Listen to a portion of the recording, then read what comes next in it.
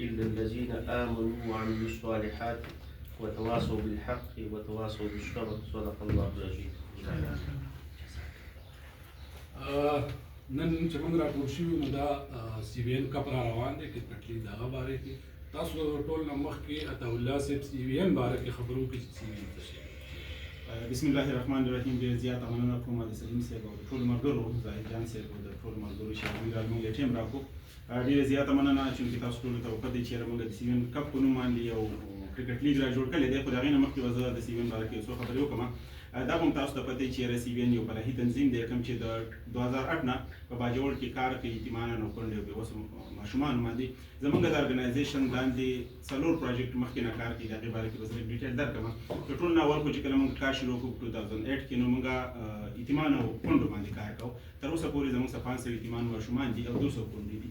د دې یتیمانو ماشومانو چې څومره هم د تعلیمي اخراجات دي، مطلب د هغوی کتاب دی، قلم دی، یونیفارم دی، یا د هغوی د کور کوم سامان دی، کپړې دي، تیزاب دی، دا ټول هر څه د سی وی ان د طرفه دغه ماشومانو ته ورکړل کېږي. دې نه علاوه زموږ سره دا 200 کونډې دي.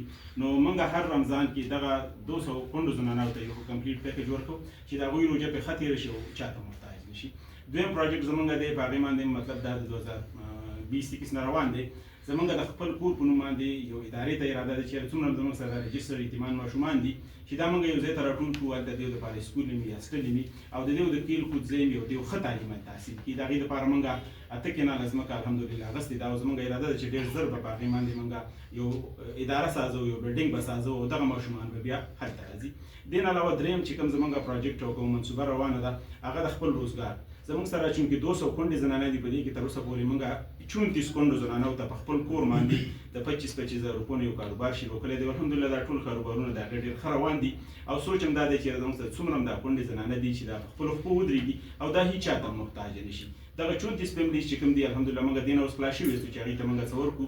هغه د خپل کور او د خپلو بچو چې څومره هم خصمانه ده هغه په خپله باندې پوره کړی دی. خیر څه بل یو څلورم پروجیکټ زموږ د رورولي په نوم باندې هغه موږ د دې مقصد دپاره جوړ کړی دی چې خدای مکړه چېرته هم څوک وفات کېږي او د هغه بچي او کونډه زنانه چاته نه ودرېږي. رورولي په نوم باندې موږ یو منصوبه را جوړه کړې ده. په دې کې موږ څه ملګري یستو. موږ غواړو چې د هغې دا ممبرز د هغې ولنټیر دا نور هم سیوا شي او د باجوړ زیات نه زیات خلک زموږ سره په هغې کې شامل شي. په هغې کې د ټول نه اهم کار دپاره چې موږ د رورولي منصوبه را جوړه کړې هغه دا ده چې خدای مکړه کله هم زموږ په دغه ملګرو کې څوک وفات کېږي نو موږ ټول ملګري په شریکه باندې د هغې دپاره څه داسې اماونټ راټولو چې د هغه ماشومان چاته محتاج نه شي او هغې له موږ په هغې باندې یو داسې کار شروع کړو چې د هغې نه بیا د هغې دا کور خرچه چلېږي. دا به زموږ 5م پروجیکټ شي د سی وی ان کپ په نوم باندې. انشاءالله زموږ اراده ده چې موږ هر کال دا سی وی ان کپ په نوم باندې دا د خیره څه کوو او په دې کې هم زموږ یو 3 مقاصد دي. د ټول نه اولنی خو دا ده چې زموږ سره ولنټیر سیوا شي. څنګه چې موږ کار کوو، څنګه چې موږ سره مخکې نه 300 ولنټیر دي چې دا ولنټیر او دا رضاکار نور هم سیوا شي او هر یو کس لکه زموږ غونډه کې رضاکارانو توګه باندې د خپل کلي د علاقې خدمت وکړي د یتیمانو د کونډو د بېوسو خلکو. زموږ اولنی مقصد په دې کې دا دی. دویم مقصد هم دا دی چې څومره هم د باجوړ ډیټا ده د یتیمانو د کونډو دا هم موږ ته راټوله شي، یو صحیح ډیټا موږ ته راشي او موږ به کوشش کوو چې بیا دغه خلکو ته موږ ورسو د هغې ضروریات دي چې هغه موږ به پوره کړو.